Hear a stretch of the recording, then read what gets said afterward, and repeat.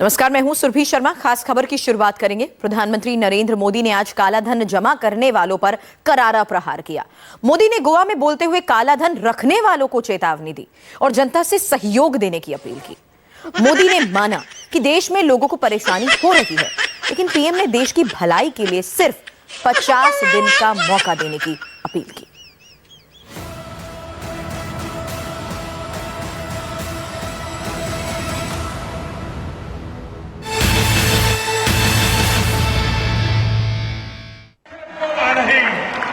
ये सिर्फ गोवा नहीं, ये हिंदुस्तान के हर ईमानदार की आवाज है। हिंदुस्तान के हर ईमानदार की आवाज है।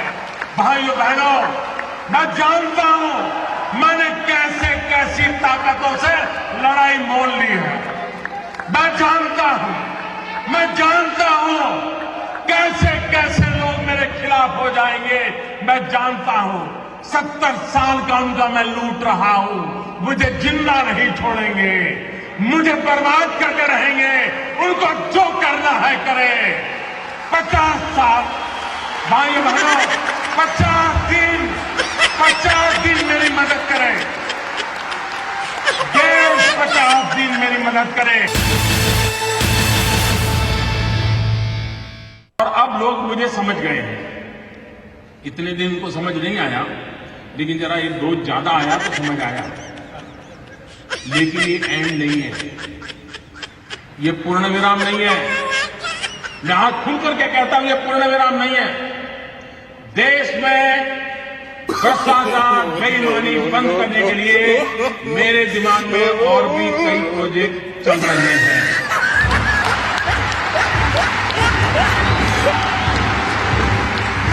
ये आने वाले हैं। ये ईमानदार लोगों के लिए मैं कर रहा हूं जी, देश के गरीब लोगों के लिए कर रहा हूं।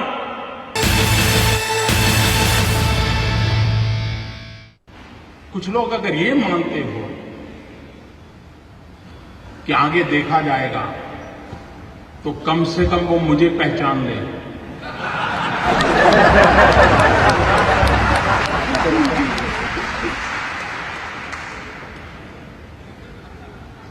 देश आजाद हुआ तब से अब तक का आपका कच्चा चिट्ठा मैं खोल दूंगा। जिनके पास ये बेईमानी का है वो मान के चले कागज का टुकड़ा है, वो ज्यादा कोशिश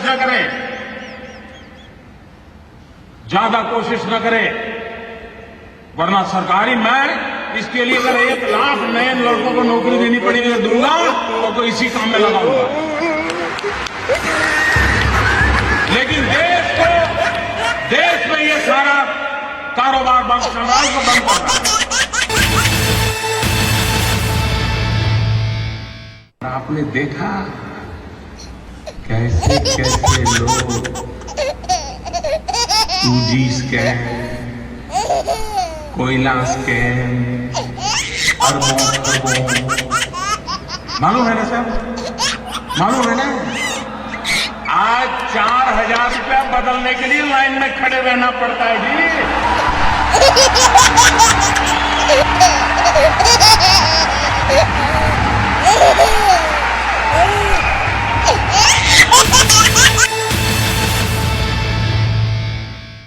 और आप कल्पना नहीं कर सकते कैसे कैसे लोगों का डूब रहा है। मां गंगा को भी आश्चर्य हो रहा है। कल जो चवन्नी नहीं डालते थे, आज वो नोटे बहाने आ रहे हैं। वो गरीब विधवा मां मोदी को आशीर्वाद देती है कि बेटा, कभी बेटा या बहू देखते नहीं थे, कल आए थे 2.5 लाख बैंक में जमा कराने के। उन गरीब विधवा माओं के आशीर्वाद देश की सफलता के यज्ञ को आगे बढ़ाएंगे।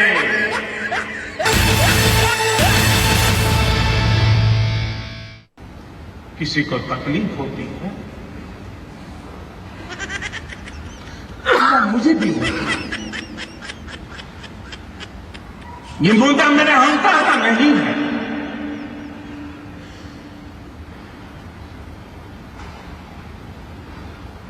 भाइयों बहनों,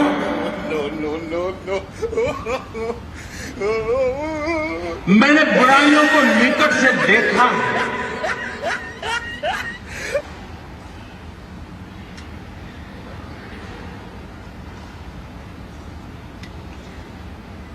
देशवासियों की तकलीफ समझता हूं, उनकी मुसीबत समझता हूं, लेकिन ये कष्ट सिर्फ 50 दिन के लिए है।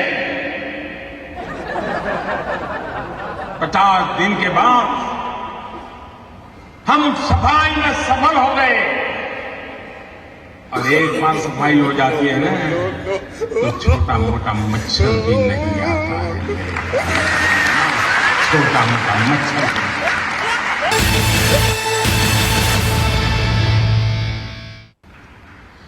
800 मिलियन 65% 35 से कम उम्र वाले नौजवान, उनका भविष्य दांव पे लगा हो। उसलिए मेरे भाइयों बहनों, जिनको राजनीति करनी है करें, जिनका लूट चुका है वो रोते रहे, गंदे आरोप लगाते रहे, लेकिन मेरे ईमानदार देशवासियों, आइए मेरे साथ चलिए। सिर्फ 50 दिन, 30 दिसंबर के बाद मैं आपने जैसा हिंदुस्तान चाहा है वो देने का वादा करता हूं। प्रधानमंत्री मोदी गोवा में बोलते हुए भावुक हो गए। उन्होंने कहा कि उन्हें कुर्सी का लालच नहीं है, वो देश के लिए काम करेंगे। मोदी ने कहा कि उन्हें 70 साल पुरानी बीमारी को ठीक करना है, और ऐसा नहीं हुआ तो लोग उन्हें बीच चौराहे पर सजा दे सकते हैं। जिनको पता हो, ये सारा देख करके समझ नहीं आता था कि मोदी क्या करेगा आगे। लेकिन अगर आप अपनी दुनिया में इतने मस्त थे कि और पॉलिटिकल पार्टी की तरह ये भी आकर के चला जाएगा, मैं भाइयों बहनों कुर्सी के लिए पा डालेंगे।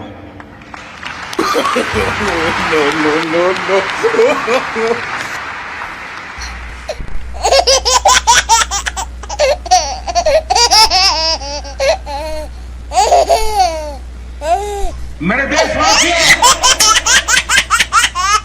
मैंने घर, परिवार,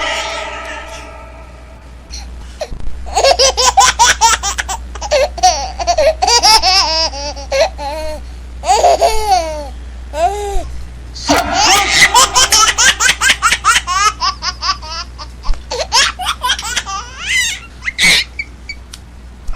देश के लिए छोड़ा है।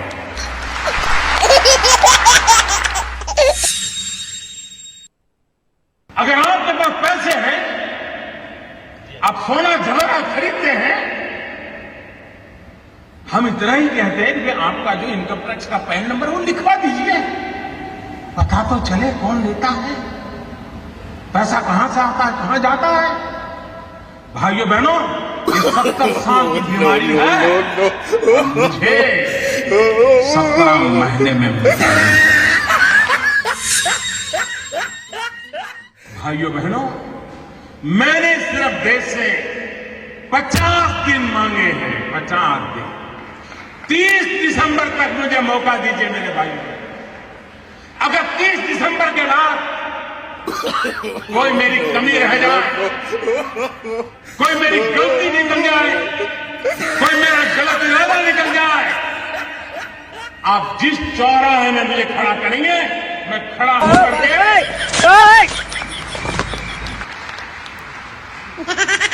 देश जो सजा करेगा वो सजा भुगतने के लिए तैयार है।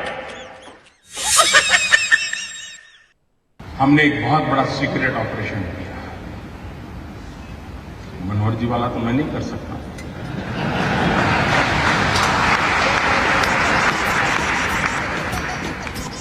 दस महीने से काम पे लगा रहा, एक छोटी विश्वस्त टोली बनाई, क्योंकि इतनी नई नोटें छापना, नोटें पहुंचाना बड़ा कठिन, चीजें छुपाना पड़ा, सीक्रेट रखना, वरना ये लोग ऐसे होते हैं साहब, पता चल जाए तो साहब अपना कर लेंगे।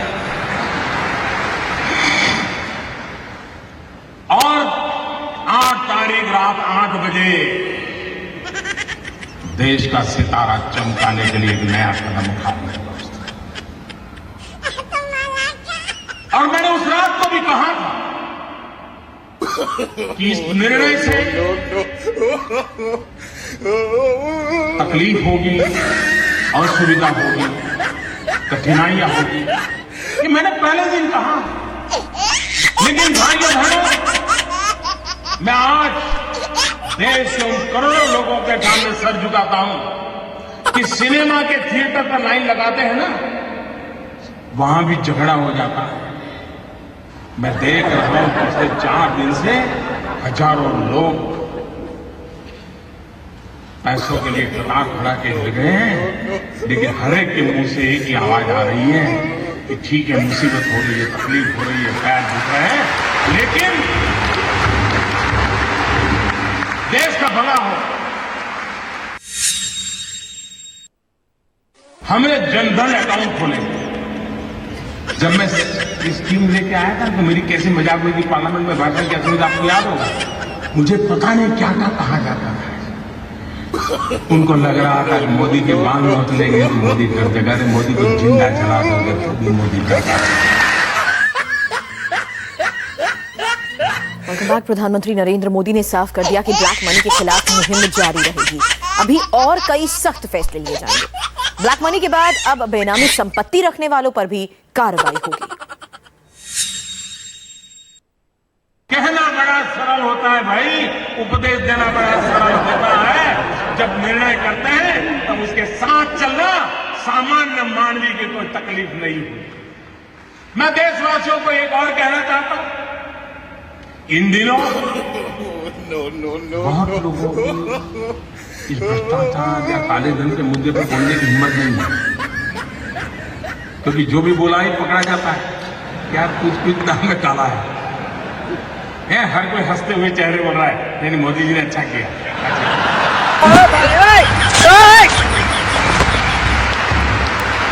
फिर किसी दोस्त को फोन करता है, यार कोई रास्ता है,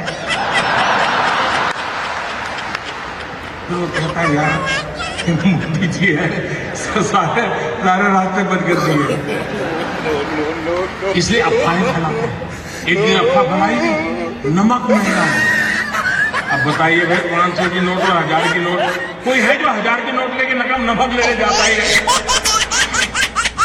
ये इसलिए किया जाता है कि उनको मालूम है कि उनका लूट रहा है। 70 साल से जमा किया हुआ महंगे से महंगे ताले लगाए, कोई पस्ती लेने वाला नहीं है, पस्ती लेने वाला। भिखारी भी मना करता है, साहब 1000 का नोट नहीं।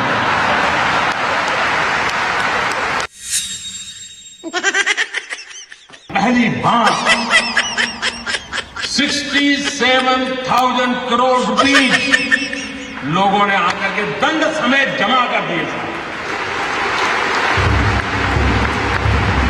और 2 साल में टोटल सर्वे के द्वारा, रेड के द्वारा, डिक्लेरेशन के द्वारा 1.25 लाख करोड़ रुपया जो कहीं हिसाब लेने था उस सरकारी खजाने में जमा हुआ है।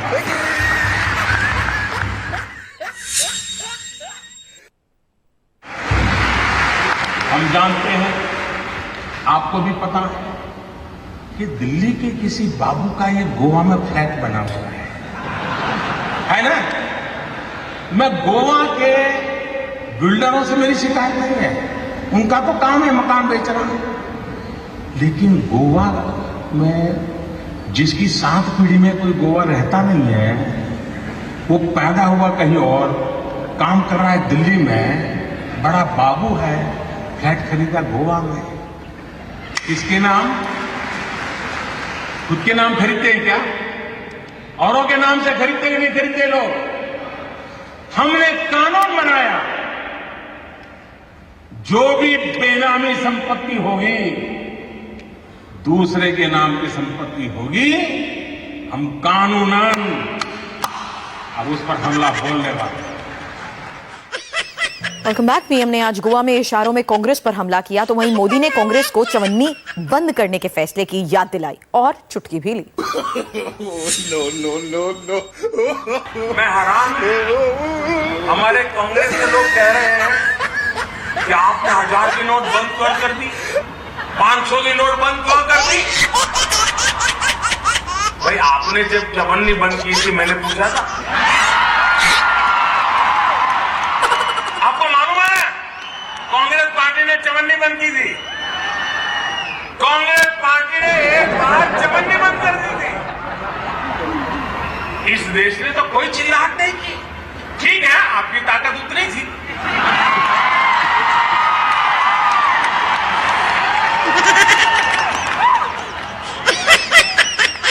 बंद करने में तो आप भी सहमत थे, लेकिन बड़ी नोट बंद करने की आपकी ताकत नहीं थी। चवन्नी से